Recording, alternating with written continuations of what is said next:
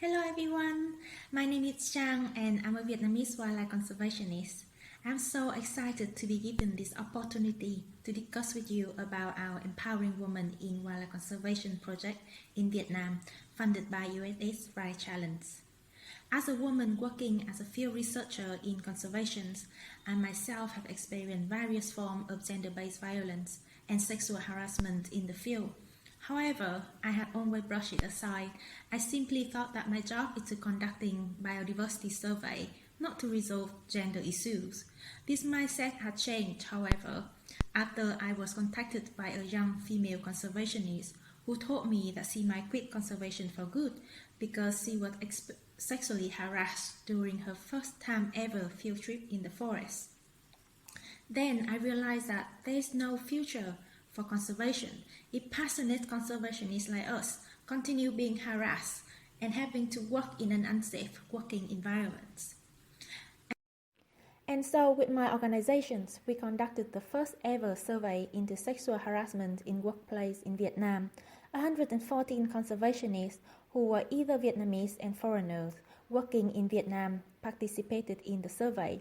5 out of 6 participants were admitted to be sexually harassed, whereas 2 out of 7 witnessed their colleagues were harassed in their workplace. Among those that either survivors of harassment or witnessed sexual harassment in their workplace, 3 out of 8 respondents admitted not to report the incident to their organization.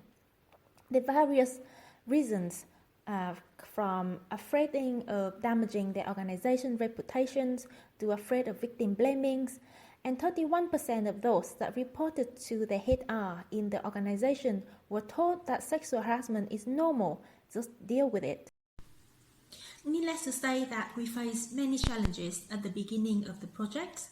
Organizations were afraid of having their staff speaking out and loud about unethical working environments. Managers and directors refused to admit that sexual harassment occurs in their workplace. People with deeply rooted social norms, believing men should be regarded as superior to women. They believe that men have more knowledge and more experience than women conservationists. They believe that men should be in charge and women should just follow.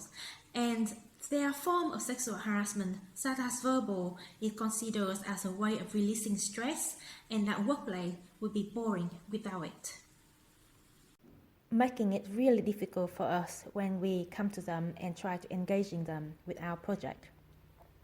However, with financial and technical support from USAID's Right Challenge, we were able to host a series of activities with NGOs, INGOs, government agencies to tackle gender inequalities and sexual harassment in the wildlife conservation sectors in Vietnam. We kickstarted the project with a workshop for conservation staff to identify, respond, and prevent sexual harassment, as well as discuss on how to contribute and create a safeguarding policy at their workplace.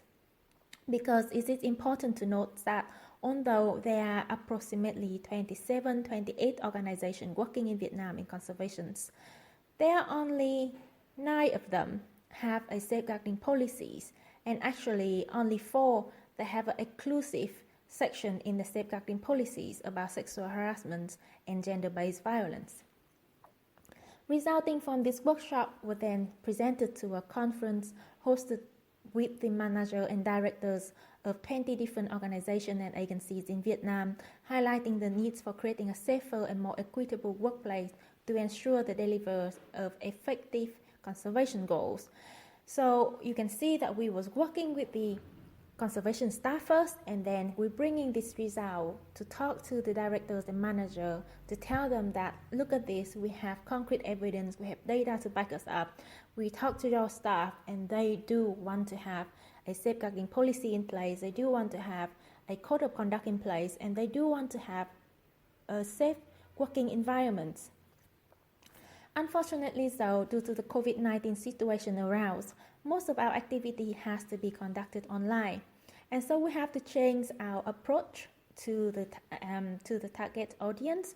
We creating a series of podcasts where we interview anonymous Vietnamese conservationists to help them to create the environment where they can be openly sharing experience as well as their thoughts and feelings on gender-related issues while working in the sectors. We're also hosting several mini games online to get members of the wildlife conservationists for a better World of Work network. We started at the beginning of the project to start talking and sharing experience.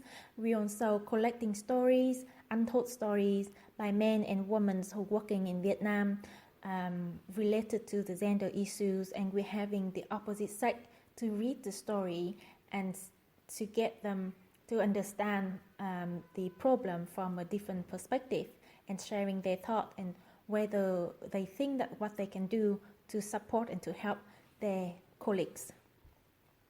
This year in 2022, we started to provide an in-house visit where we've given private workshops to organizations and agencies who wish to have more inclusive, deeper discussions and personalized workshops that tailored into their needs and interests, as well as supporting them to create their own safeguarding policies and how to apply the policy effectively at their own workplace.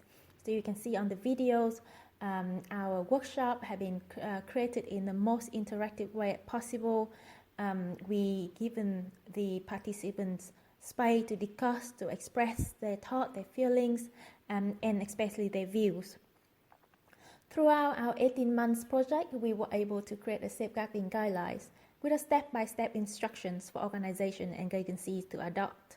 We also successfully created a network of 27 focal contact points representing 25 different organizations in Vietnam. They are wildlife conservationist staff who were signed up to be trained and receive complaints and cases of sexual harassment and gender issues at their own workplace.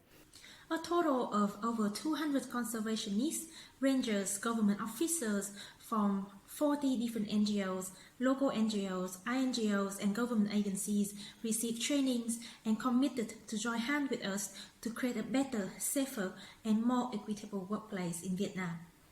Thank you so much for your interest and for listening to our project. If you are interested to learn more about the project, if you have any suggestions, if you have any questions, please feel free to contact me on my email